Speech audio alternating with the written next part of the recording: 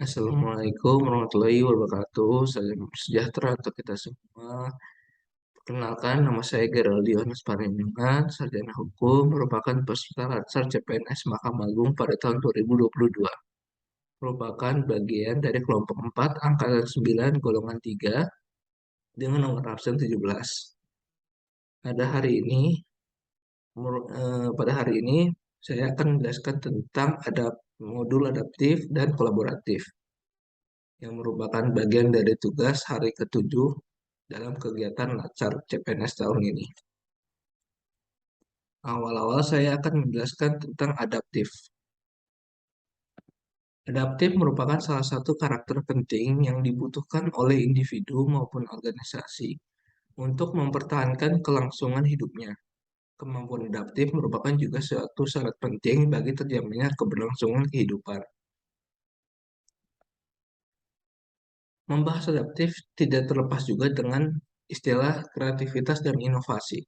Keduanya ini memiliki suatu hubungan. Hubungannya adalah hubungan kausal sebab dan akibat. Inovasi tidak akan lahir dari tidak adanya kreativitas, sehingga inovasi yang baik biasanya dihasilkan dari sebuah kreativitas, karena tanpa adanya kreativitas, inovasi akan sulit hadir dan diciptakan. Dimensi kreativitas ada 4. Pertama, kefasihan. Apa itu kefasihan? Kemampuan untuk menghasilkan banyak ide. Lalu kedua, fleksibilitas. Kemampuan untuk mengkombinasi ide-ide tadi yang banyak yang berbeda-beda. Ketiga, elaborasi, kemampuan untuk bekerja secara detail dengan kedalaman dan komprehensif. Terakhir, originalitas, adanya sifat keunikan, novelty, kebaruan dari ide atau gagasan yang dimunculkan. Panduan perilaku adaptif ada 3. Pertama, cepat menyesuaikan diri menghadapi perubahan. Kedua, terus berinovasi dan mengembangkan kreativitas. Ketiga, bertindak proaktif.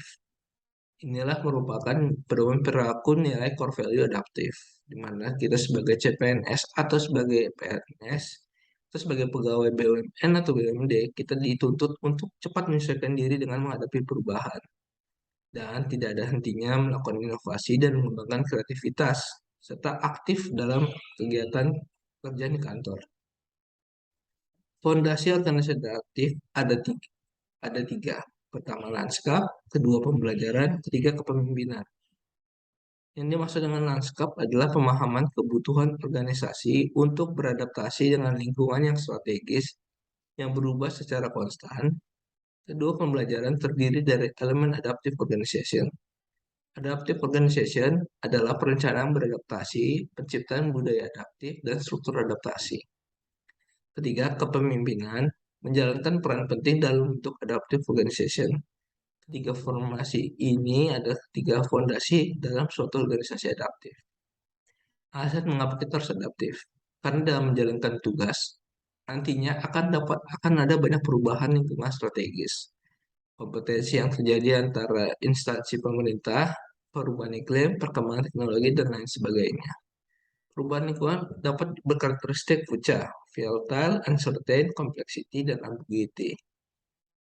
Selanjutnya masuk ke nilai core value yang kedua pada hari ini, yaitu kolaboratif. Kolaboratif adalah membangun kerjasama yang sinergis. Kata kuncinya ada di kesediaan bekerja sama sinergi untuk hasil yang lebih baik.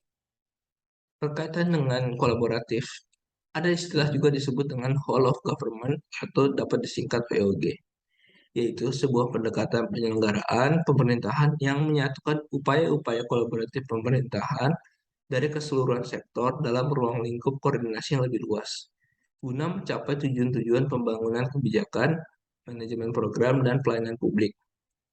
Dikenal juga sebagai pendekatan interagensi.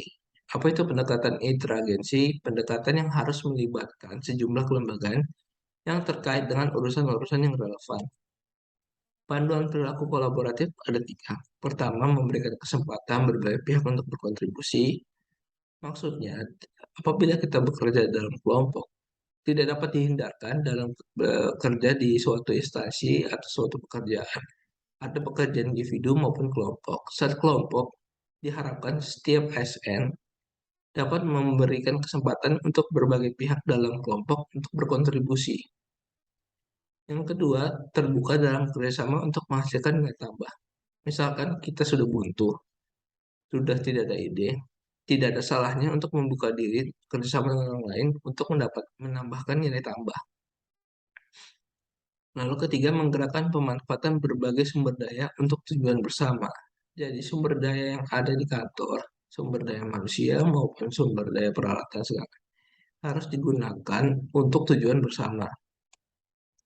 Sekian dan terima kasih pemaparan dari resum modul adaptif dan kolaboratif. Sekian dari saya, terima kasih.